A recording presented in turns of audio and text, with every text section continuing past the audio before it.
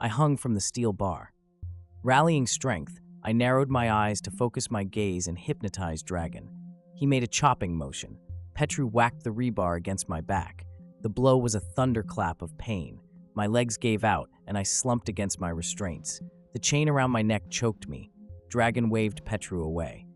I know about your hypnotic powers, vampire. Behave yourself, or your last hours will be worse than any nightmare. Petru stepped back into the edge of the musty shadows and picked up a sawed-off shotgun. His big hands caressed the wooden stock. Gasping, I struggled to my feet. The haze of pain receded, and my eyes looked to the other side of the garage bay. Wendy lay on the floor where she had been gagged with duct tape. Her hands were chained and locked together. The left sleeve of her purple scrubs had been torn loose and exposed a bloody bandage that clung to her arm. Her green aura radiated danger. Another of the vânätori in a plaid shirt and denim overalls held the loose end of another chain wound around her neck. I strained against my steel yoke and motioned toward Wendy. "Let her go. You have me." A dirty leer compressed the wrinkles on Dragan's bearded cheeks. His red aura pulsed with lust. "It's good to know that even vampires have this kind of weakness. You made it easy for us." His leer turned into a scowl. "And what kind of a creature is she?" Dragan's hands grasped the chain around my neck and dug the steel links into my throat. "She's no vampire. Not like you, anyway." I gasped to catch my breath, frustrated that I was unable to tear out his jugular with my teeth. "She's human, of no threat to you." "Human?" Dragan tightened the chain. "She has black powers. Before we subdued her with this," he brandished a yellow plastic taser gun. "She threw a liquid on Mihail, turned him into a frog, and then stepped on him." Dragan's voice hardened. "She stepped on him." "Too bad it wasn't you," I said. "I'd love to scrape you off my shoe." Dragan straightened up. His aura brightened and telegraphed violence. Anticipating the blow, I tensed my neck. He lashed out with the taser. The plastic gun smashed my nose. Pain shot across my face, and blood seeped from my nostrils. The blood trickled over my lip and dried. Dragan studied the blood and pinched the flakes between his fingers. The flakes crumbled into powder. He wiped his fingers on my coat lapel. "Even your blood is inhuman." Dragan shoved the taser into the pocket of his jacket. He snapped his fingers. "Teodor!" Wendy's guard yanked on her tether and kicked her in the side. I yelled and cursed at them to stop. Teodor snatched a police baton from his belt. He touched a switch on the handle, and blue sparks crackled from the business end. He reached for Wendy's face and ripped off the tape covering her mouth. She winced in pain and cried out, "Felix, forget me. Save yourself." Teodor tapped Wendy's bare arm with the baton. "Shut up, witch." The end of the baton sizzled against her skin. Wendy writhed and screamed. Her green aura flashed agony. "Let her go," I screamed. "She's innocent." "Innocent?" Dragan asked. "She's a demon like you, Felix." Hearing Dragan say my name made this violation ever more personal. I lunged for him and managed just a few inches before the chain gouged deep into my throat. Dragan grinned smugly. "Go ahead and struggle. You'll only die tired." Though roiling with anger, I decided to save my strength for an opportunity to escape and rescue Wendy. I relented and let my body sag against the restraints as I took in the surroundings. To my left, hot air radiated from the burner fixed atop the propane tank of a space heater. A plywood table flanked the space heater. On the table rested an ornate brass crucifix, a large leather-bound Bible, and a bowl filled with dark liquid, all surrounded by lit votive candles. At the far end of the table lay a heavy mallet and a thick wooden stake, both obviously meant for me. Petru handed Dragan the Sig Sauer automatic. "A vampire with a gun?" Dragan asked. "Don't trust your fangs? Come closer and find out. Let me show you a trick about your fangs." Dragan placed the pistol on the table. He picked up the bowl and held it before me. The thick liquid in the bowl smelled like human blood. In the blood floated two long, pointed incisors. Vampire fangs. Wisps of my orange aura pulled toward the teeth, and I could feel the attraction. "How did we know you were coming? This is how." Dragan swayed from side to side with the bowl. No matter how he turned, the sharp tips of the fangs followed me. I'd never seen this before. The fangs keyed on my aura. Being human, Dragan couldn't see the effect on my aura. He gave me a quizzical look. "I don't understand how it works, only that it's based on legend. The teeth float aimlessly on the blood, but as soon as one of you vampire approaches, they line up like these do." His gaze lifted from the bowl to me. "With this secret, I have the means to pry all of you demons out of the shadows and into the light of God's justice. There will be no hole dark enough to hide you now." His eyes sparkled malevolently. "It's ironic. What you vampires are most proud of is that which betrays you. These belonged to the accursed one I shot and pulled from your car." Bob. The name slipped from my mouth. I growled at Dragan and snarled until the chain around my neck gagged me. Dragan remained safely out of reach. He gestured over his shoulder to the far side of the garage. "Your girlfriend donated the blood." I fixed my gaze on the bandage over her arm. My kundalini noir thrashed within me. I whipped about in rage, heaving against the chains, struggling to bend the steel pipe fastened to my wrists and neck. Sweat sprayed from my face. My aura burned with a defiant radiance. I tugged and fought until I had barely enough strength to hang from the pipe and mutter, "You monsters." "Us? Monsters?" Dragan chuckled. "You have a confused sense of morality. As for her," he tipped his head toward Wendy, "I guessed that her blood would make the attraction more powerful than human blood, and it did. I detected your presence as soon as you started up the hill. Your evil magic is your own undoing." Dragan put the bowl aside and stepped close. "Now for the moment of truth. I'm going to examine your eyes. At the instant you try to hypnotize me, your girlfriend dies. Then you. Understood?" "Anything to keep him talking." I nodded. Slowly, as if he were expecting me to explode, Dragan stepped closer. His breathing became shallow and nervous. His aura sizzled in near panic. Petru tensed his grip on the shotgun. Theodore worked the switch of the baton, making it chatter and spark. Dragan's eyes studied mine. The black orbs of his irises dilated in the center of his ice-blue pupils. I kept my hypnotic power in check. His breathing deepened and became confident. His aura smoothed as his irises shrank to pinpoints. "You're the first that I've examined like this," he said in a muted, almost reverential tone. "What about the other vampires you murdered?" "Murdered? You can't murder the undead. I committed no crime. Besides, I never had time with them like I have now with you." Dragan put his fingers on my face and spread my eyelids. He leaned close and studied my eyes. "Magnificent," he whispered. "These have transmutated completely into the eyes of a wolf. I'm going to enjoy studying them." My fangs jutted from under my upper lip. "Careful, remember the girl," Dragan warned. He twisted my head toward the candles and crucifix. "You are proof that Satan exists." "Really? I've never met him." I pulled my face away. Dragan withdrew his hands. "You are cut from his cloth." "You wanted time with me," I said. "Time for what?" "Time to learn a few things. How many vampires are in Denver?" "You didn't have to go to all this trouble for that answer. Hell, you could have called me and I would have told you." I made up a number. 37. Dragan snapped his fingers. Theodore yanked on Wendy's chain leash, slipped the baton under the hem of her blouse, and pressed it against her stomach. The baton emitted its evil cackle. Wendy gritted her teeth to keep from crying out as she convulsed and jerked on the floor. "Stop it!" I yelled. Theodore grinned at me and raked the baton across Wendy's skin. She tensed her body to withstand the pain, then sputtered and cried out. I yanked against the chains and hollered again. Dragan grabbed my hair and shook my head. "Joke, and your woman pays for your stupidity. We'll strip her naked, spread her legs, and jam the electric prod inside her. Understand?" I choked down the bile welling in my throat. Yes, just leave her alone." Theodore withdrew the baton. Wendy retched. She raised her head. Tears glistened on her cheeks. She avoided looking at me, and I knew that in this moment of anguish, she couldn't help but blame me. Dragan let go of my hair. "Who controls the vampires?" "What are you talking about? Who is the supreme authority?" "No one. We're not like the army. Someone issues orders and you all obey. I've studied your kind long enough to realize that vampires have resources too deep for an individual acting alone. When we begin a campaign of cleansing, you vampires collectively react and escape. Maybe in Romania, in Transylvania, vampires are more organized than we are here. All that communism you lived under. No. It's everywhere. A vampire disappears. His human persona is listed as deceased. Months later, the vampire materializes in another country with a new human identity. Documents are forged, bribes paid, bank accounts vanish and reappear. If you're implying that there's a secret vampire society, there is none. Dragan tapped my forehead. But you're wrong. I know much about you. I even know about the spaceship. These last words plowed through my desperation.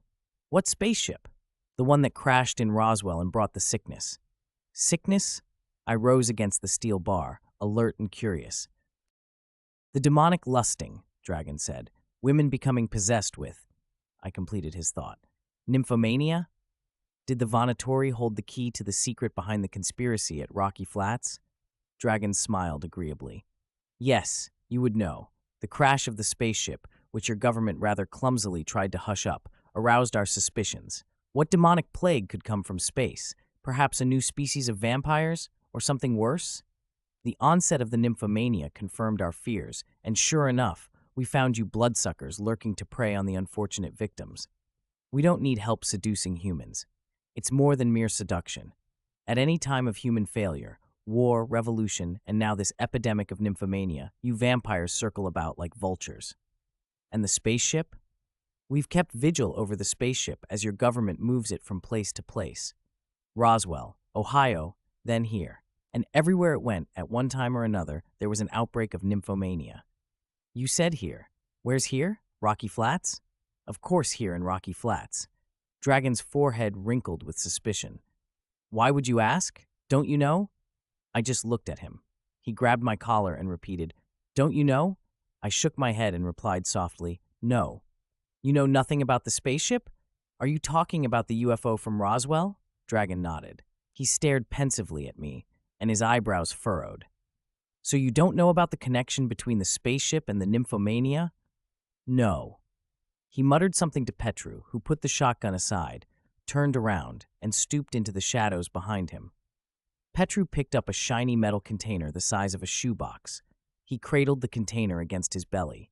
The yellow and black warning symbol for radioactive material adorned the lid. Dragan unsnapped the latches and opened the container. He carefully withdrew a thick glass bottle that was nestled in the black foam liner. A liquid in the bottle cast an exotic, shimmering glow, like that from a lava lamp. Dragan held the bottle by the flange around the neck as if the contents made the glass barrel too hot to touch. He dangled the bottle before my face, close enough for me to feel the heat. My aura turned yellow. Incredibly, every sensation was blanked out except for a pleasant warmth in my groin. Dragan tapped my elbows. Do you know what this is? Only that it's probably radioactive. It's red mercury, the source of the nymphomania. This leaked from the spaceship. Dr. Wong took samples to that secret place near Las Vegas. You mean Area 51? If that's what it's called. Dr. Wong, the red mercury, a spaceship. Now all the clues meshed together, and the conspiracy unraveled into one continuous thread. The nymphomania had been caused by the red mercury brought by the Roswell UFO. Red mercury supposedly produced by Rocky Flats. This was the mysterious material that contaminated the women. Was this true? How could it be? Project Redlight painted the entire story as a hoax. Even Gilbert Odin dismissed the red mercury. I was energized by the need to confirm the truth. I tensed my arms against the chains, but the steel links were too strong for my wrists. Dragan returned the bottle to the box. Petru latched the cover and put the box back on the floor. This is all new to me, I said, feeling the warmth drain from my crotch. My aura returned to its orange color. Would any other vampires know? No. Then what's your concern with Rocky Flats? Because we vampires have questions of our own. Every time there's an outbreak of nymphomania, you scumbags show up. None of us ever connected the outbreaks to the UFO. This news about the red mercury is a complete surprise. Dragan crossed his arms. Interesting, he shrugged. And now that you finally know, too bad. What do you mean? It means that I was planning for a long night interrogating you. But since I know more about this than you, why waste time? Petru, get the stake and mallet. Petru grasped the items from the table. I thought you wanted to talk, I reminded Dragan. That was when I thought you had something important to share, which you don't. Now it's more useful for me to watch you die. He motioned to the table and the bowl of blood. When I have more questions, we can easily catch another vampire. Dragan unzipped my barn coat and took the stake from Petru. The wood reeked of buckthorn, and I shrank back. The myth was that buckthorn resin burned us vampires like the most potent of acids. Dragan cupped his hand behind my neck to hold me still while he dragged the pointed end of the stake across my shirt to the left of my sternum. He wiggled the tip into a gap in my ribs, directly over where my heart would have been. "It's time that I send you to hell. Give my regards to Satan, you blood-sucking serpent." I had only seconds before Dragan would hammer the stake through my ribcage. My mind clutched desperately for an opportunity to escape annihilation. Dragan stood to my left and Petru to my right, both men even with the opposite ends of the pipe I was chained to. The slack in the overhead cable let me pivot with the pipe across my shoulders. My feet had enough purchase on the floor for me to get a strong swing. Certain that they were about to finish me, and that I had no choice but to die at their leisure, the vânätori relaxed their guard. Wendy and I made eye contact. Her big, frightened eyes begged for help. "I'm trying, baby." I swung the left end of the pipe toward Dragan and cracked it against his skull. His knees buckled, and he fell over the table, upending it. The candles tumbled to the floor and landed in the trash littering the room. I immediately jabbed to the right and caught Petru across the nose. One hand came up to protect his face, and the other readied the mallet to hit me. His eyebrows cinched angrily and his eyes narrowed. Our eyes locked long enough for me to hook him with vampire hypnosis. Theodore yelled, "Don't look into his eyes," but too late. Theodore started for me, dragging Wendy by her chain tether. She pulled against him and kicked him across the back of one knee. His leg folded and he collapsed. The electric baton fell from his hand and clattered on the floor. She jumped on him and bashed him on the head with the steel links binding her wrists. Theodore writhed and bellowed in pain. He jerked his arm around wildly, backhanded Wendy, and knocked her off him. He staggered to his feet. I jangled my wrist chains and commanded Petru, "Undo these." He clasped the key ring clipped to his belt loop. Blood dripped from his swollen nose. His obedient gaze remained fixed on mine. He groped for the lock on the chain and inserted the key. "Hurry up," I said. The chain rattled loose. My feet sank to the floor, and my legs bore my entire weight. I was free. My wrists and neck ached where the links had pressed into my flesh. I snatched the mallet from Petru. "Hold still." He did as I commanded and stood comatose before me. I walloped him on the forehead, leaving a circular imprint on the front of his skull. His face quivered, and his eyes rolled up into their sockets. He teetered like a plank and fell straight back. Theodore was almost on me. Wendy picked herself up and lunged at him. Theodore spun about and grasped the chain around her neck. He shook her and cursed. "I'm going to kill you, demon witch." "You first." Wendy flailed at him with kicks to his shins. I flung the mallet at Theodore. Sharp pains zippered up my back, where Petru had wailed on me with the rebar. The mallet bounced off Theodore's skull. His head wobbled, and he fell toward Wendy as if they were going to embrace. Dragan lay next to my feet. I reached around him, picked up my pistol where it had fallen, and took aim at Theodore's back. I couldn't risk shooting him without endangering Wendy. At this range, the bullets would go straight through him and into her. Grasping Theodore by his collar, I smacked him on the temple with the butt of the Sig Sauer. His eyes bugged out. He gasped and went slack. Wendy released her hold and backed away to let Theodore slam face first against to the floor.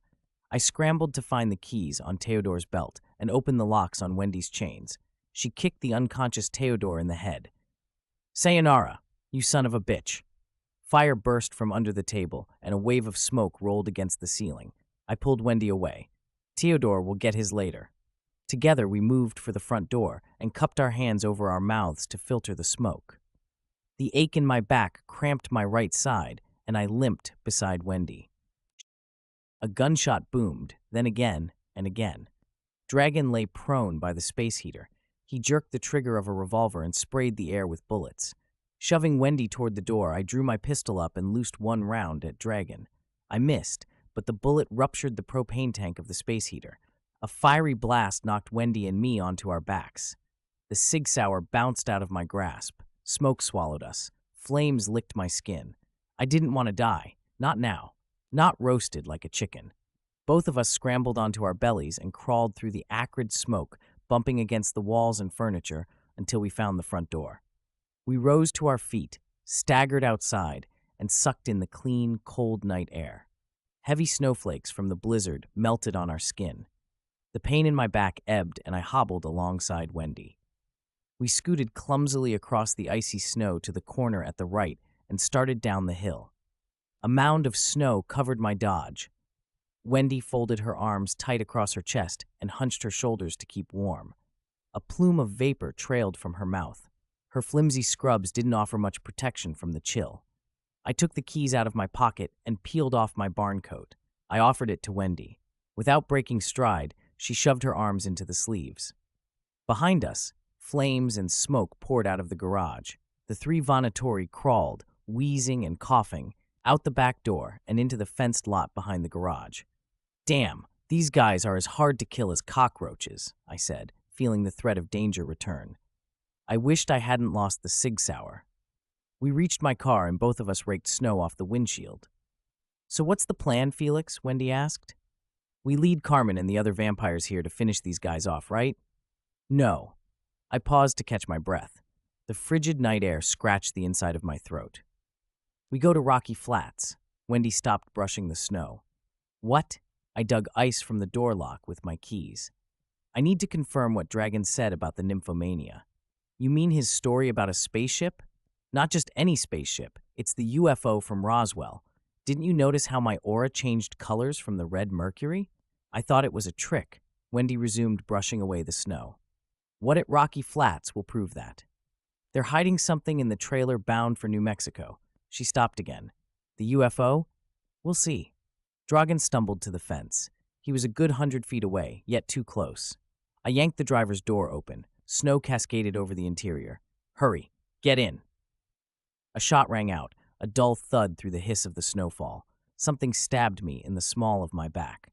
An unbelievably fierce pain, followed by an overwhelming weakness, forced me to my knees. Dragan clung to the fence with one hand, his other hand jerking the revolver. Click, click, click. Wendy rushed around the front of the Dodge and cried out, "Felix!" Blood seeped down my skin against the inside of my shirt. I paused to gather strength to stand up and hand her the keys. "You'll have to drive." "Where did you get hit?" I took a baby step toward the car.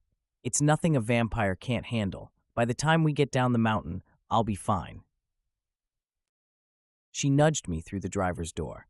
I crawled over the center console and unfolded myself in the passenger's seat. Every movement was an exercise in agony. Turning my head to hide any expression of pain, I leaned against the door and hugged myself to fight the cold. Lucky shot on Dragan's part, and lousy luck on mine. I was hurt bad and getting worse. I should have felt my recuperative powers kick in. I'd been shot before, but this time I felt nothing but pain and a draining weakness.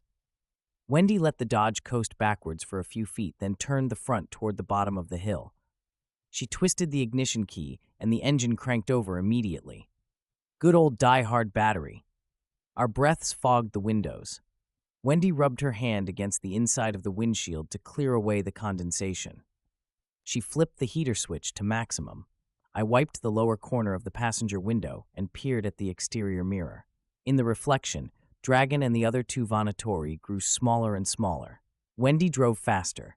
At the intersection at the bottom of the hill, we slid through the traffic signal. I motioned to the left. "That way." Wendy skidded the Dodge through the turn. Suddenly, the streetlights went dark. It seemed as if doom had found us. "Aw, hell," Wendy said. Ice must have snapped the power lines. The swirling mush of snow swallowed the beams of our headlamps. The world around us was dark as ink. Wendy pulled tight against the steering wheel to bring her face close to the windshield. Even with my vision, I can't see where the road is. The Dodge drifted to the right. Wendy turned the wheel, but the car continued to veer off the road. She pumped the brakes. The tires bounced over the edge of the pavement. We rolled off the shoulder of the road, smacked against a guardrail, and stalled the engine. I jostled against the inside of the door. Pain burned through me as if my guts had been set afire. For the first time in my existence, I welcomed the thought of death, if for nothing else than to free me of this agony.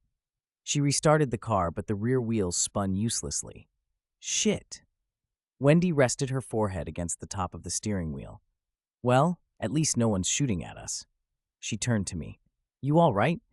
Blood pooled under my hips. The touch of death felt cold. My teeth chattered uncontrollably. Oh God, Felix, your aura. I uncurled my fingers. The fading, trembling glow emanating from my hands resembled a match flame about to go out. I was too weak to panic as death embraced me.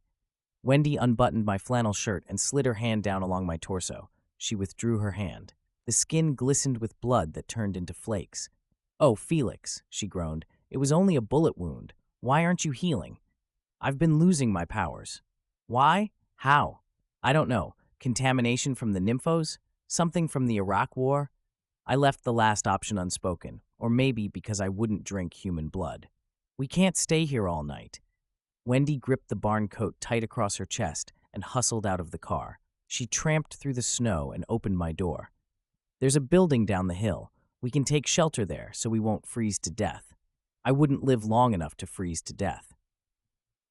She braced my arm over her shoulder and led me down the slope through the snowdrifts toward a shadowy rectangle, which, as we got closer, turned into a large shed. Her efforts became futile. The feeling of hopelessness gave way to a new sensation, a sadness as I resigned myself to death. We approached a door and peeked through the small window. Inside, saddles and other riding tack lay heaped about. Wendy tried the doorknob and discovered it was locked. She turned away from the door. Snow fell across her face. There must be a house close by, but in this mess we could walk right past and never see it. Well, let's improvise. She balled the sleeve of the barn coat around her fist and smashed the window. Reaching through the broken glass, Wendy popped the door open. The place stank of horse sweat and manure. She pulled me along. My legs barely managed to carry me inside. Wendy kicked over a stack of tarps and horse blankets and had me lie on top of the smelly mound. I held my side and stretched my legs while she draped a musty blanket over me. My vision dimmed. My fingers and toes went numb. Thanks for trying, I whispered. But the end is close. Wendy frowned. Bullshit. Like I'm about to lose you. I know a little vampire first aid. She fetched a long sliver of broken glass from the floor. She pulled her left arm out of the coat sleeve and with the tip of the glass shard flicked the bandage from her forearm. A slice in her skin marked where the vânätori had bled her. Wendy bunched a corner of the blanket under my head and propped me up. She held her forearm over my face and twisted the glass shard into her wound. Tendrils snaked from her green aura, yet her face remained placid. She withdrew the bloody shard.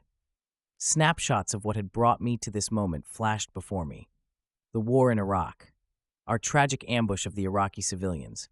Their bodies collapsing under the red hail of our bullets. The screams of the girl I had shot in the belly. My drowning in remorse. The Iraqi vampire condemning me to this fate of wandering the earth as one of the undead.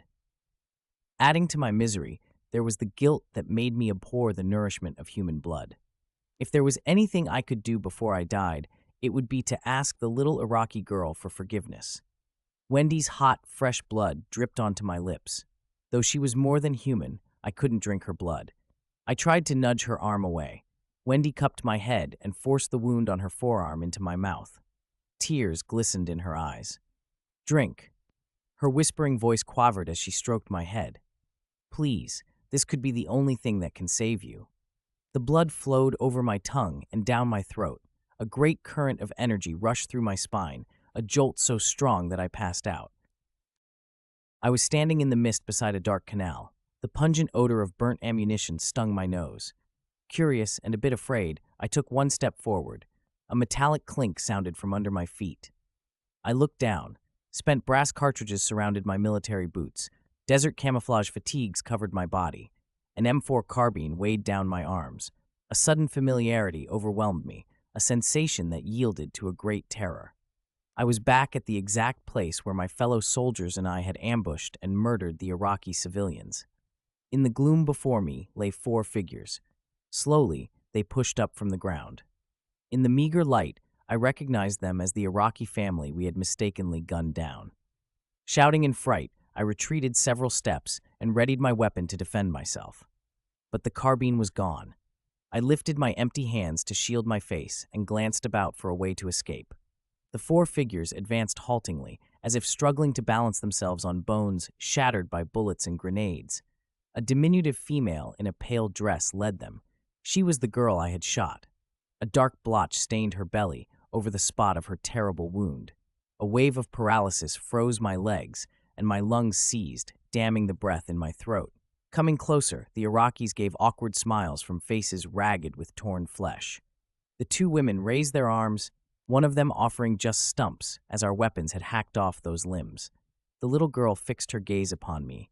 Her eyes looked as big as they were the night I had shot her. "Where are we?" My voice trembled. Her tiny voice blossomed inside my head. "In the place between life and death. We've been waiting for you." "Waiting? Why?" "Because our hatred for you is as strong as the guilt that torments you. If we are to proceed into heaven, we must forgive." "Forgive me? You are not responsible for what happened. Those sins belong to those who started the war. We forgive you." A red aura grew from each of them. My skin tingled. The envelope of an orange aura surrounded my body. I held up my hands, my fingernails extended into talons. I started toward the Iraqis. "But I'm still a vampire." The little girl managed a smile. "We've done our part."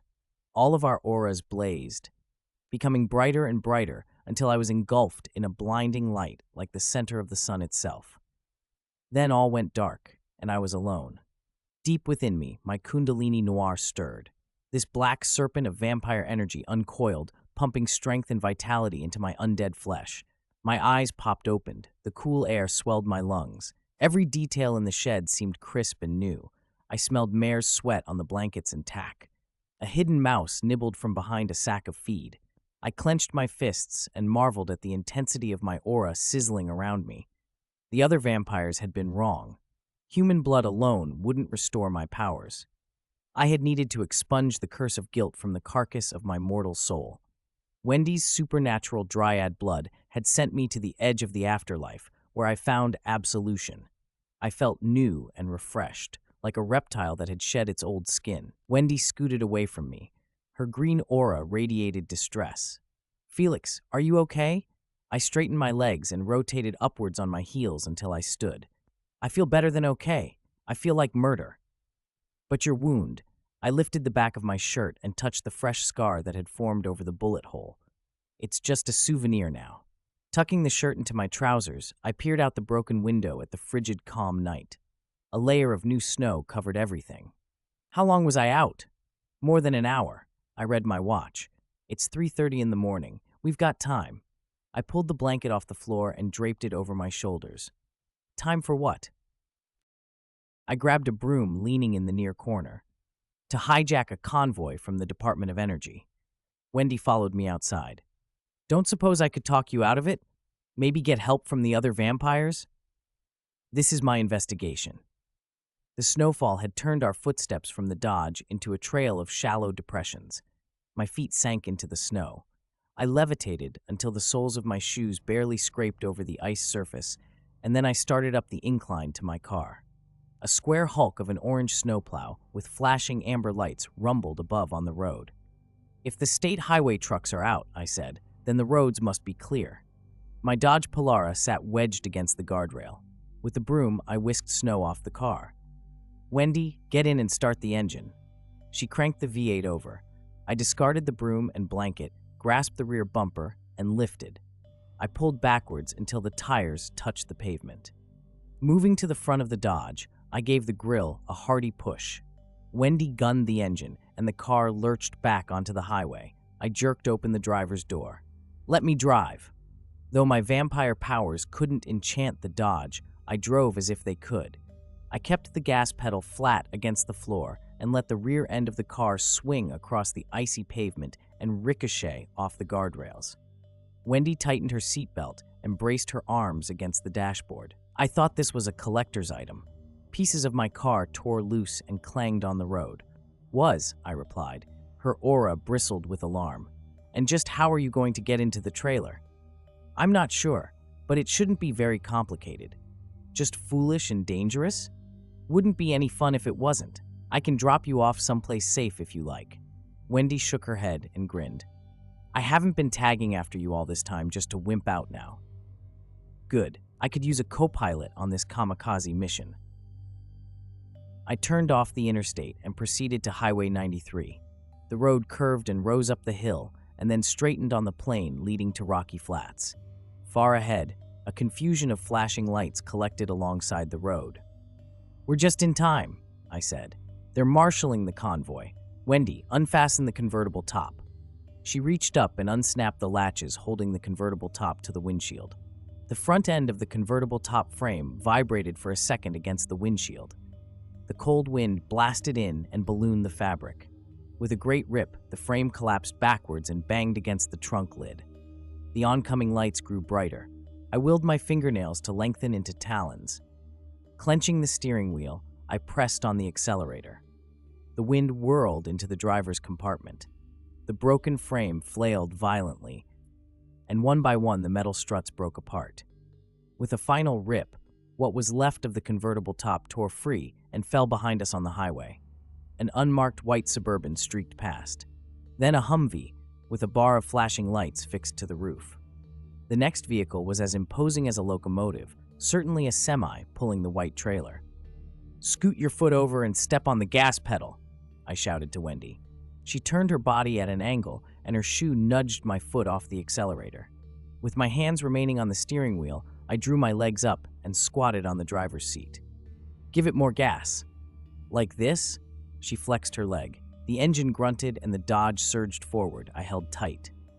"Yeah, like that." I peeked over the windshield. Frigid night air blasted my face and hands. The headlights of the semi-tractor fused into one brilliant comet flying at us. Adrenaline flooded my body. My nerves felt raw, as if my skin had been peeled back and sensations shot directly into my brain. "Now take the wheel, keep going straight, and as fast as you can." Wendy grasped the steering wheel. "Felix, you're a goddamn menace." At least I'm not boring. With my left hand on the door and my right against the edge of the windshield, I cocked my body. The massive grille of the semi rushed at me. "Don't look back. Don't slow down," I shouted to Wendy. "The guards will be too busy with me to chase after you. Take care. I'll see you later." Shoving back against the seat, I sprang through the air. For an instant, I glided free and then smashed against the radiator grill, hitting hard with as much grace as a squirrel about to become roadkill. My brains rattled inside my skull. My feet scrambled to catch the lip of the front bumper. The truck swerved from side to side as if the driver had sensed my impact. The Humvee preceding us slowed and closed the gap. Gravel kicked up by its tires pelted me. A roof hatch opened and a helmeted guard in combat gear appeared. He trained a spotlight on me. The circle of white illumination caught me splayed across the radiator grill. I was the center circle of a bullseye. I clung to the radiator, glowing in the glare of the spotlight, my clothes rustling in the wind, whistling past. The guard in the Humvee took aim with a submachine gun. The red thread of a laser beam shot from beneath the gun and quivered on my face, like death's finger tracing against my cheek. I clambered over the hood, just as a spray of bullets stitched into the radiator, venting jets of steam. The driver of the truck and his guard became pie-eyed with shock at seeing me. The guard leaned to one side and flipped open a gun port in the right side of the windshield. I grasped the windshield wipers and hauled myself tight against the windshield, out of his line of fire. The guard on the Humvee fired again. His bullets scratched the armored glass about me.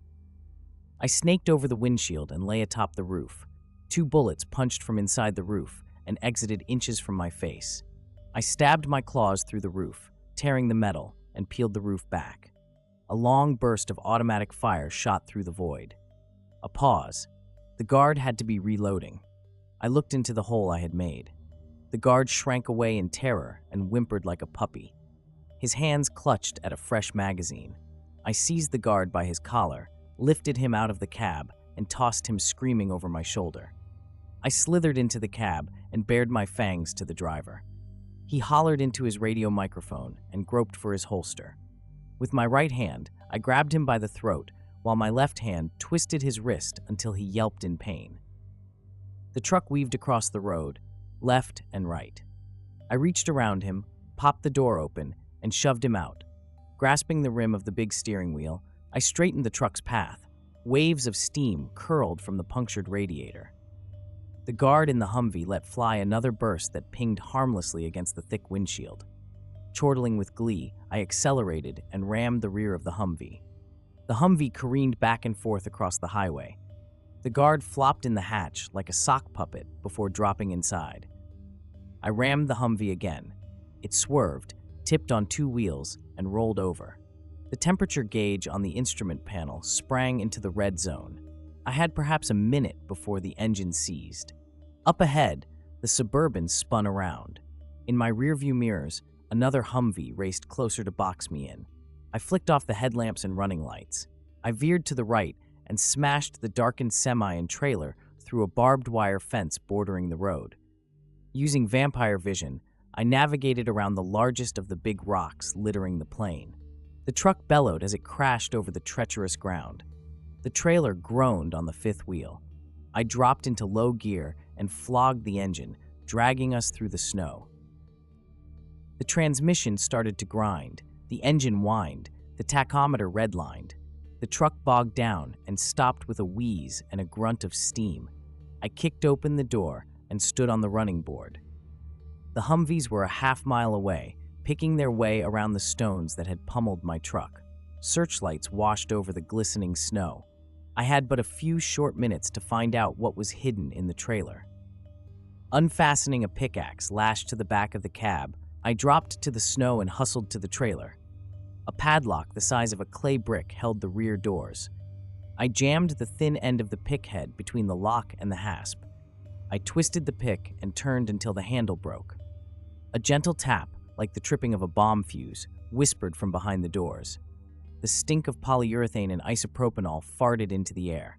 I sprang upward and landed on top of the trailer roof.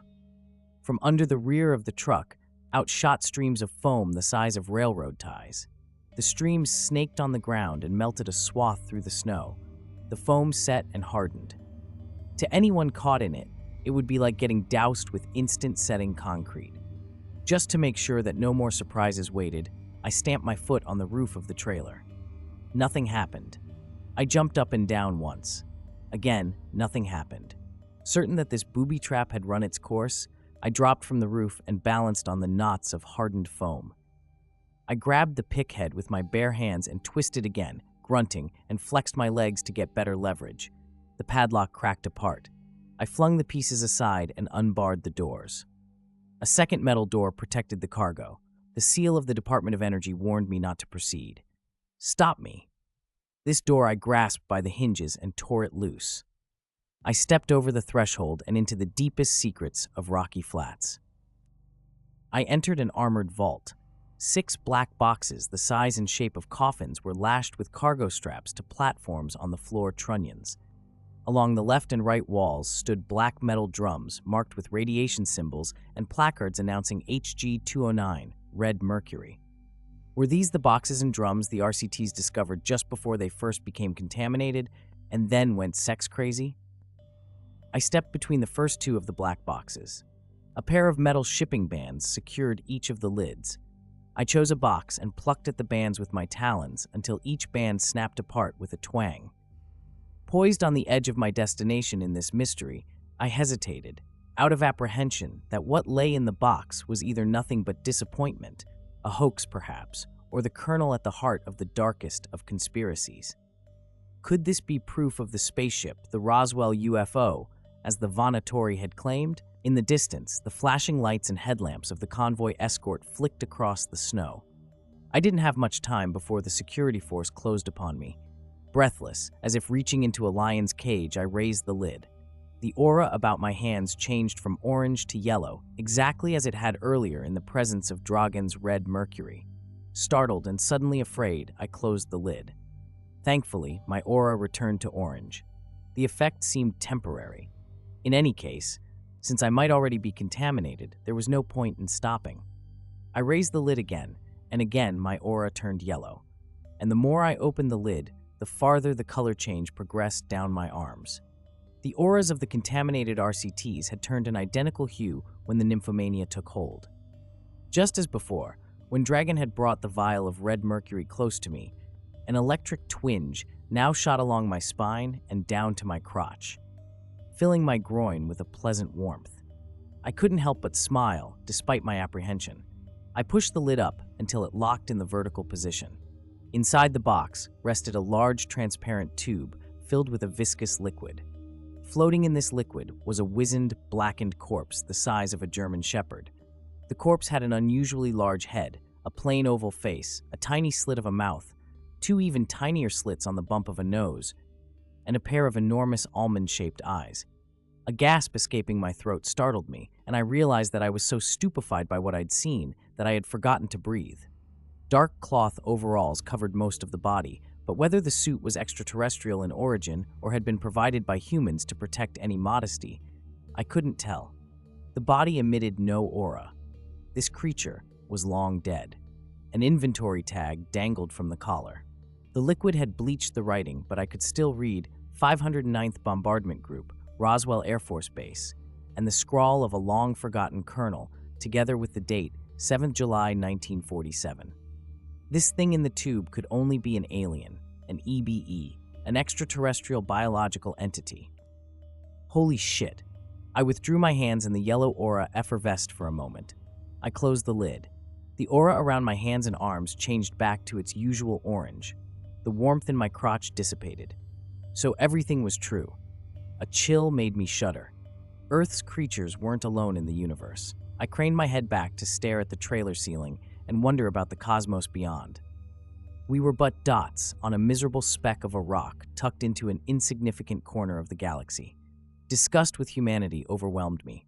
We had finally made contact with an alien civilization, and this was the best reception provided. To hide the visitors? Why the secrecy? Angrily, I turned to the second box, broke apart the shipping bands, and opened the lid. Inside rested metallic forms in fantastic shapes, all of a uniform pale color, like the dull side of aluminum foil. There was nothing whose function I could recognize, though every piece had this attribute in common: thin conduits about the diameter of a pencil running through them. I grasped one long shape the size of my arm. The surface was hard and unyielding. The shape felt warm, as if heated, and was surprisingly lightweight. The glow of my hand's aura changed from orange to yellow. I dropped the piece and in reflex wiped my hand on the edge of the box, once again relieved when my aura returned to its normal color. On the inside of the lid, I read a warning label. All the conduits had been purged of Hg-209 with high-pressure steam. The red mercury in the drums had come from the UFO, which the federal government had no doubt dismantled to learn the aliens' technology. By now, I was convinced that exposure to the radiation from these aliens and their spaceship was what had caused the nymphomania. I was about to close the lid when I noticed an object of a darker color buried in the tangle of aluminum-hued metal. Risking more exposure to the yellow glow, I reached back into the container and pushed aside the other pieces. The object had what looked like two handles jutting from opposite sides of an open-ended square box, its width about the size of my two fists held together. I grasped one of the handles and lifted. The object was also made of metal, but of a heavier density and cool to the touch. The dark color was like the blued steel of a gun. The glow around the object was faint and didn't affect me as had the other piece. I held the object by both handles and looked through the box. Inside were layers of clear glass or crystal in assorted shapes, stacked together to form a display of some kind. The object didn't look like a weapon. Perhaps it was a gun sight or a camera. I turned the object over and saw a round notch on the bottom, the logical place for an attachment point. The object had no buttons or switches, so I couldn't guess how it worked. I put the object back in the container and closed the lid. Turning my attention back to the interior of the trailer vault, I inventoried the containers. They contained enough volume to hold the wreckage of a small airplane. How large was the original ship? Was there more debris somewhere else? What a tragedy. The government had proof of intergalactic visitors and was going to dispose of the evidence as if it were yesterday's trash. It was like a chimp finding a telescope and not knowing what to do with it, burying the telescope in the dirt. Could this secret go even deeper? Were there more alien bodies? Perhaps a survivor kept prisoner, much as a vampire like myself would be if captured by the humans. And had there been more alien contacts after this crash? A helicopter roared overhead, A searchlight scanned around the back end of the trailer. I retreated behind the boxes and waited to see what happened. The helicopter sounded as if it was landing nearby. Rotor wash blasted snow into the trailer, then settled, then blasted again as if the helicopter had landed and taken off right away. Someone approached. A yellow glow illuminated the open end of the trailer. My Kundalini Noir buzzed with energy. A second yellow glow? From whom? From what? I glanced to the boxes around me. I was aware of the 3 nymphomaniacs initially contaminated and the material in this vault. Who else would glow? "Felix," called the intruder. The voice I instantly recognized as that of my friend Gilbert Odin. "You're safe for now. It's just you and me." Gilbert? What was he doing here? His tall frame came into view behind the trailer. Large eyeglasses sat on the bridge of his nose. Incredibly, a brilliant yellow aura surrounded him. I had to repeat the astonishing discovery to myself. A brilliant yellow aura surrounded him. I realized this was the first time I'd ever seen him without my contacts. I waited for him, confused and stunned by his yellow aura. My own aura grew more intense, and the hairs on my neck and arms stood up in alarm. Swaddled in a puffy down parka, Gilbert strode in his overboots across the muddy tracks the semi had plowed through the snow. The cackle of radio traffic came from a receiver strapped to his shoulder. "Come out," he reassured me. "It's over." "What's over?" I shouted. Anger displaced my confusion. Did he mean I was caught? If so, he was mistaken. I pressed against the steel wall of the trailer vault. Gilbert's yellow aura wouldn't make a difference. Like any cornered beast, I'd kill anyone or anything blocking my escape. "I'm supposed to negotiate your surrender," he said. Gilbert had better have another plan if that was the case. "Come out," he repeated. "Like hell," I yelled back. I wasn't about to get into the open and let a sniper measure my skull with the crosshairs of a rifle telescope. "You want to talk? You come in here." "All right," Gilbert said. He climbed over the back end of the trailer. His aura looked like a boiling froth, signaling anxiety and fear. Good. He had much to fear from me. I searched beyond him and looked for the telltale auras of any companions lurking in the darkness. He was alone. Easy prey for vampire hypnosis. Gilbert stood, and his large body filled most of the doorway. The thick, almost overpowering odor of cabbage seeped from him. As he straightened up, he turned down the volume of the radio he carried. His right arm suddenly extended, and in his hand he held a device that looked like a pistol, bronze-colored, open sights, and a pointed muzzle with rings around the barrel. The way he aimed it at me was proof enough that it was a weapon, something futuristic. Buck Rogers meets Dirty Harry. His aura tightened close around his form. An occasional spike of heated emotion lashed out, like a flame shooting from a bed of coals. By reading his aura, I could tell that he was trying to remain calm and keep panic from overwhelming him. Gilbert may have had this strange yellow aura, but he still reacted emotionally like a human. But not a human. Every nerve of mine pulsed and readied me for the attack. Not yet comprehending what I suspected, I waited for a moment before daring to say, "You're one of them. An alien." "Felix, why would you say that?" Gilbert tilted his weapon. "It's the blaster, isn't it? Well, I knew better than to use bullets against you." He leveled the gun. "Step out here where I can get a good look at you." "Nothing doing," I replied. "You want to look, you come back here." When he came close, I would hypnotize him. A wave of brash determination pulsed through his aura.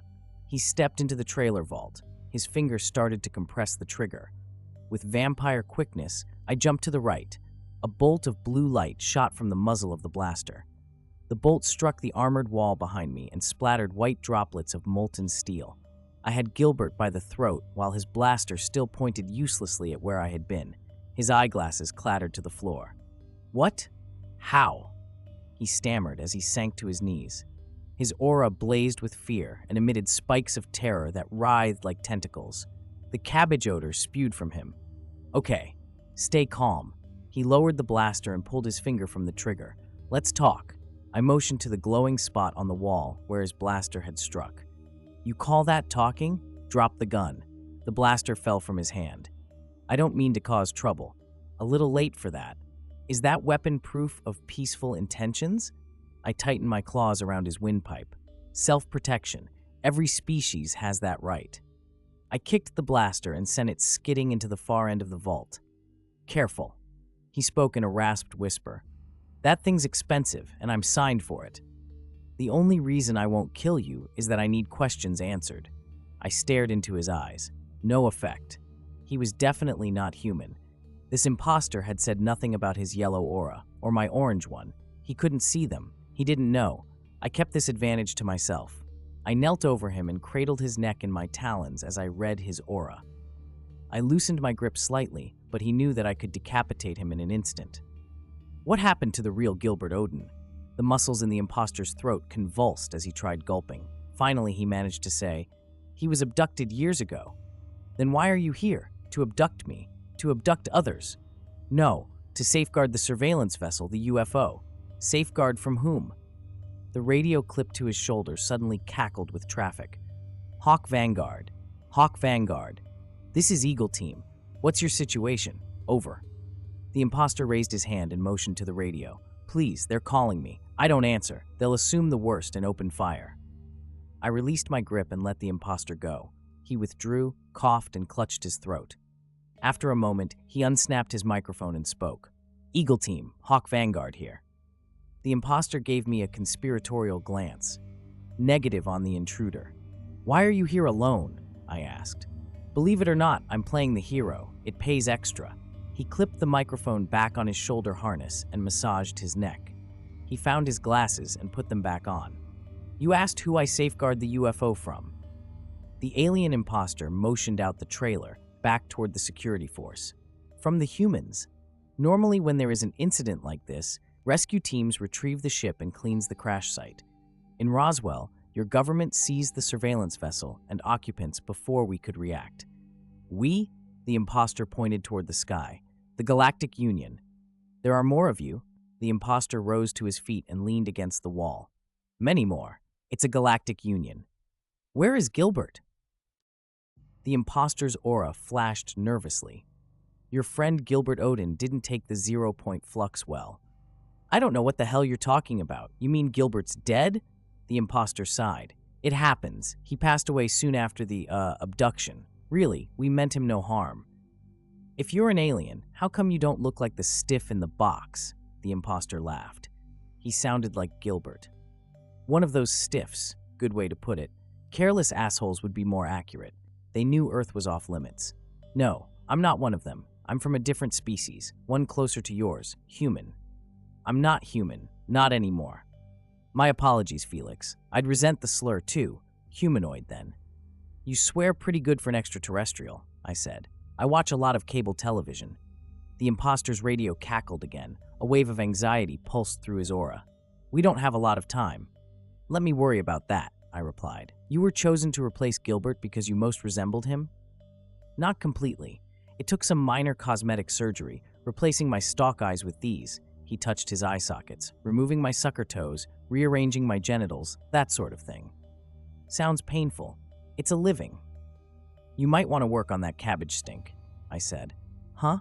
He lifted an arm and sniffed. "My genome profile could need tweaking. That bad?" "Trust me, you got a name, beside Gilbert Odin, I mean?" "My original name is hard to pronounce unless you have a trifurcated speaking passage." I remembered Gilbert Odin's, rather the imposter's denials when I first brought proof that it was the red mercury that had caused the nymphomania. My jaw tightened, and the bitterness of my anger rose into my throat. "You lied to me." The imposter's aura lowered into a sizzle. "Sorry." I splayed my fingers so that he could better appreciate my talons. "You knew all along about the nymphomania, the UFO. I brought you Dr. Wong's diary and you said it was a hoax. Why?" He looked over his shoulder. The lights of the security force became brighter as they neared us. The imposter's aura sizzled with nervousness. "We don't have time for long discussions. The Eagle Team gets here and finds us like this. Then my cover is blown. They don't know you're an alien? As far as DOE is concerned, I'm Gilbert Odin, GS-15. Why the lie?" "Like I said, to safeguard the UFO." "Safeguard how? The government's torn apart the UFO. They've certainly dissected the crew. I keep tabs on what's learned." "Why not announce your presence to the planet?" His radio called again. He answered, "Eagle Team, still negative on the intruder. What's your ETA?" Hawk Vanguard, give us 5 mics. The imposter rubbed the microphone nervously. You got 5 minutes, Felix. Keep talking. We can't announce ourselves because we're not supposed to be here, he said. That's the complication. Otherwise, we would have intervened a long time ago. Earth is under quarantine. Humans are much too violent and dangerous of a species. Why would our government keep the UFO a secret? Fear mostly of us, of mass panic. They used Project Red Light to spread disinformation and debunk the existence of UFOs, aliens. The imposter made quotation marks in the air, creatures like me. It then became more expedient to stick to the lie than admit the truth. That's what all governments do best. Even the Galactic Union. Even the Union. If you knew about the UFO and the conspiracy to cover it up, why hire me? Why press me to investigate? To prove that DOE's security precautions weren't good enough to stop a determined intruder, which you've done in spades. And you've been involved with this since the Roswell crash in 1947? Me? The alien asked. Hell no, do I look that old? I hope not. I was assigned about 10 years ago. You see, after your government moved the surveillance vessel from Roswell, we lost track of it. I have to hand it to the humans. They can be sneaky. That's one reason they are so dangerous. You knew nothing of moving the UFO from Roswell to Hangar 18 at Wright-Patterson Air Force Base? I asked. Then from Wright-Patterson to Rocky Flats? No, I swear. How does Rocky Flats fit into this? Your government needed better facilities for its studies. All the security surrounding plutonium at Rocky Flats was a sham to cover the real secret. The study of this UFO, the helicopter passed overhead. Its rotor blades drummed the air. The imposter followed the noise. Yes, he answered simply, and the use of rare radioactive materials for weapons manufacture was a cover to hide this isotope of red mercury? Another yes. And the nymphomania? I asked. An unexpected consequence, he answered.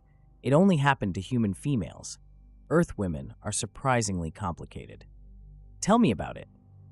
The imposter's gaze shifted to the containers behind me. His aura grew barbed points, indicating deceit and anxiety. There's more to this, isn't there? I moved toward him, my fangs and talons growing to maximum length. The alien cringed against the wall of the vault. His eyes grew so wide with fear, they looked ready to pop from their sockets. Was getting me to break into this trailer part of your alien plan? What did you really want? His aura burned hotter and went from distress to outright terror. I pressed a talon into the soft flesh under his chin. Talk, or I'll do more cosmetic surgery. The imposter turned his gaze back to the containers. He remained silent. I pushed my talon in a little harder. Did the Union send you here to die? The imposter shook his head. No. Then what are you here for? The psychotronic device. I withdrew my hand and pointed over my shoulder. In those, he nodded. What does this psychotronic device look like? Gilbert's imposter pantomimed with his hands. Maybe this big. The dimensions were about the same as the object I had found. What color is it? I'm not sure. It should look like a box with handles. I grasped the alien by his arm and led him to the container where I'd seen the object. I opened the lid, the yellow glow spilled out, and pulled out the box with handles. The imposter's aura lit up with swirls of delight. He reached for the device. I pulled it away. This is the reason you wanted me to get into the trailer? He didn't have to say anything. The way his aura blazed was enough to signal a yes.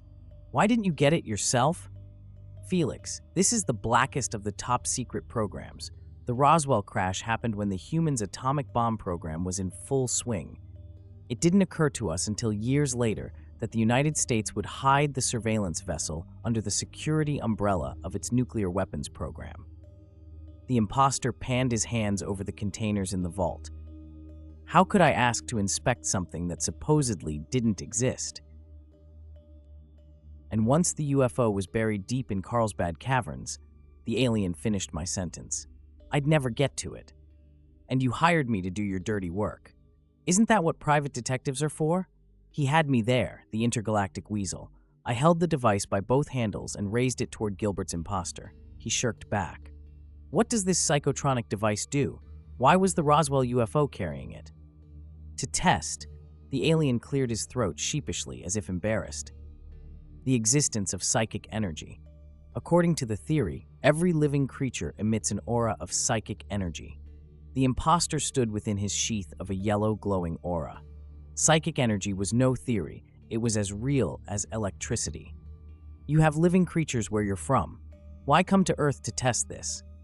Actually, the test involved a little more than proving the existence of psychic energy, he replied. We vampires used our knowledge of psychic auras to manipulate humans. His use of the words, "a little more," implied a sinister motive. The device was no toy. How much more? I don't know. My job was to safeguard the surveillance vessel and recover the psychotronic device. Now that you've found this, what are you going to do? Report to my superiors in the Union.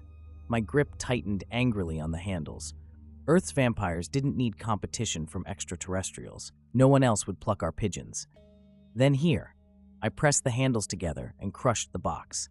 The glass panes inside shattered and sprayed out the opposite end toward him. The alien covered his face and crouched. His aura flared in despair. What are you doing? I smashed the device against the container until I held a piece of battered junk. I offered it to him. Here, proof that you found it. Happy? The imposter took the device. A glass shard tinkled to the floor. He stared at the misshapen, broken mass and slumped his shoulders as if his luck had the weight of concrete. Not really. It's been more than 50 years since the crash, I said. Why haven't you made another one? The inventor was on the vessel. His secrets died with him. The alien's aura dimmed to the color of a rotten yolk.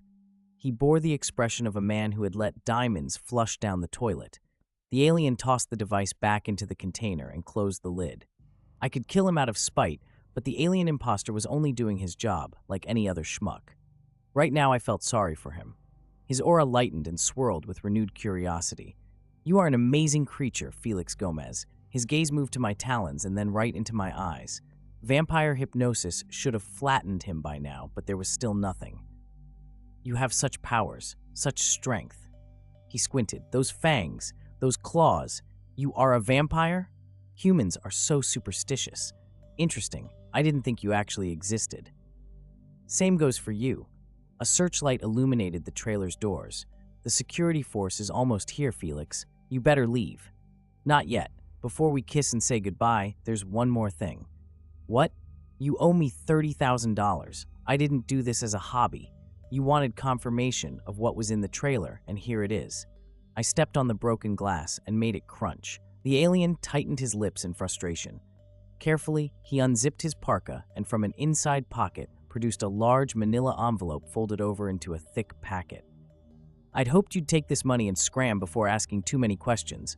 When I hired you, I got more than I bargained for. That's a common complaint from my clients. The alien handed me the packet. In cash, to keep bookkeeping simple. I'll keep your secrets if you keep mine. I opened the envelope and ran my thumb across a stack of $100 bills. That's a promise. What about Merriweather, the plant manager? He's made his Navy rank by believing 2 + 2 = 5 if that's what his superiors tell him. He's no different from any other civil servant. And the damage? I asked. The wrecked vehicles? The injured? This administration is used to hiding expensive catastrophes. Let the White House worry about it. And the agent that I killed? The assassin? A rogue. According to the federal government, the man died doing freelance covert work in Ecuador. I waved my hand at the containers. Now you know. What happens next? I have a Q clearance. That means I forget whatever DOE tells me to forget. Now beat it before the security force gets here. If I need you again, I hope you'll be available. If? I asked. The alien winked at me. Make that when? The glare of dozens of searchlights focused on the rear of the trailer. Excited radio traffic blared from the imposter's receiver. Hawk Vanguard, we've got the trailer surrounded. What's your situation? Over. Felix, you're trapped. The imposter pulled the microphone loose. Eagle Team, this is Hawk Vanguard. Negative on the intruder. Roger, the radio answered. We're securing the area to make sure the intruder doesn't slip away. The imposter rubbed his face. His aura became a low burn of worry. It's too late. You won't escape. I pulled my wallet, cell phone, and everything else from my pockets and dumped it all into the manila envelope. I shoved the envelope into the imposter's hands. What are you doing? He asked. Escaping, I answered, and stepped back into the vault. I pointed to the blaster on the floor. Don't try anything. So far tonight, you're batting 0 against me. I undid my shirt and trousers, crouched on the steel floor, and summoned the wolf transformation. My body tensed to accept the shock of pain. My heartbeat accelerated. Every inch of my skin burned where animal fur poked from flesh. I couldn't withstand the agony and dropped to my side. My limbs twitched as my bones twisted from vampire to wolf shape. A long muzzle extended from my face. I lay on the cold floor, panting, gathering my strength. My ears perked up to take in the delicate sounds from outside. I sniffed the air and deciphered the many smells: sage, mineral lubricants, buffalo grass, the reek of cabbage from the imposter. Anxious, sweaty men crept around the trailer. I sat up and shook loose the man garments draped around my neck. Standing on all 4 paws and wagging my tail, I stepped free of the pile of man things and advanced on the alien imposter. His aura blazed around him with awe and terror. With my jaws, I snatched the envelope from his hands and bounded for the door. 2 men in black appeared at the end of the trailer. They pointed weapons. I lunged forward, knocked them aside, and landed in the snow. The humans brayed like donkeys. Holy shit, what was that? A coyote? Coyote. Hell, that was a wolf. Get it. Open fire. Weapons barked and bit the ground to my left and right. The flying machine thundered above. A bright circle of light swept over the rocks and snow. I dodged the many men converging on the trailer. Their auras lit up with confusion and fright. I chose a crooked path through the deepest of night's shadows. Running uphill, I cut into a ravine between the scrub pines. My legs pushed beneath me in a gallop. My breath surged past the envelope in my snout. The stupid humans fell farther and farther behind. If I had lips, I would have smiled. I parked my Cadillac against the curb. Wendy reached over the console between our seats and took the bag of blood from my hand. A plastic drinking straw jutted from the top of the bag. I was getting used to human blood and looked forward to feeding on succulent necks. Wendy interlaced her warm fingers with mine. For the last 3 days, we hadn't done much except stay locked up in my apartment and screw, and yet we still yearned for each other's touch. A scarf hid the fang marks on her neck. A black van marked Federal Task Force Homeland Security swerved around us and halted in front of a Fleabag hotel on the opposite side of South Santa Fe Street. The doors of the van sprang open and out bounded 5 officers in black SWAT gear, masks, helmets, and shotguns at the ready. They queued in a tactical stack at the lobby door and on the leader's signal scrambled in. Another officer climbed out of the van's cab and came our way. The torso narrowed from the healthy swell around the bosom to a trim waistline, then filled out again to a nice set of hips. Obviously a woman. Her leather overalls were cinched with a belt that held a small holster and pistol. She bent down toward my window and tapped the glass. I depressed the switch and lowered the window. She raised her mirrored sunglasses to the rim of her black helmet and showed me vampire eyes. "Hi, Felix," Wendy, Carmen said. "We're acting on a tip that the vânätori are here in the U.S. as illegal terrorists." "As opposed to legal terrorists?" I asked. "The van is a nice prop." "It's no prop. The new local district coordinator for federal counterterrorism is family." Carmen unsnapped the chin strap and removed her helmet. Shiny black hair cascaded loose. She ran her tongue over her fangs. "We'll be interrogating, then disposing of, the vânätori." The 5 officers emerged from the lobby, dragging Dragan, Petru, and Theodore, who were cuffed and blindfolded. Dragan shouted for help. One of the officers pulled the blindfold up and metsed him in the eyes. Dragan howled in pain. With his mouth agape, another officer jammed a rag down his throat. The officers shoved the vânätori into the van and climbed in. There was scuffling and the whack of batons on flesh. I smiled at the sounds. "Give those human bastards a whack for me." Carmen replaced her sunglasses. "Care to join us? Felix? Wendy? Get your last licks in?" "I'll pass, though give Dragan my regards. I'm sure that you'll have fun without me." I raised my hand. Wendy's fingers still clasped mine. "Besides, we're in the middle of our own fun." Carmen smiled and creased the dimples in her cheeks. I could join you later." Wendy said, "Three's a crowd, Carmen. Crowds can be fun," Wendy replied. "We'll take a rain check." Pushing away from the door, Carmen laughed. "I'm not used to brush-offs. Take care, Felix. Wendy. Adios." She walked toward the van and wiggled her tight, leather-clad buns. Carmen slammed shut the rear doors of the van and got in the cab. The van rolled away, roof lights flashing. I started the Cadillac and cruised north. Wendy squeezed my hand. I'm going to miss you. What do you mean? I'm planning to stay here in Denver, with you. Wendy sighed. I've lived long enough to know that nothing's ever permanent. So what gives? The Araneum's sending me to Indianapolis. Oh, I let go of her hand. Wendy kissed my neck. Don't act so glum. We're not apart yet. I've got a month before I go, and that's plenty of time for lots and lots of goodbye sex.